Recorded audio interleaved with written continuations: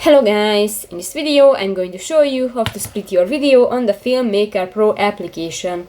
But first of all, I just want to mention, please don't forget to subscribe to our channel, because at 100,000 subscribers we are going to show you our YouTube revenue statistics and growth strategy, how to make money online.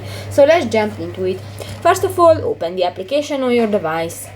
So just create a new project or open a latest project for yours. Actually that's my video, and if you want to split, so now just click to the movie line at the lower side of the screen, and here you can find the lower bar and click to the second icon, the split. Here you can just pile the scissor on the movie line, and so you can just split your video if you click the OK button at the lower right corner of the home screen. So that's pretty much it for this video, guys. See you in the next one. Bye bye.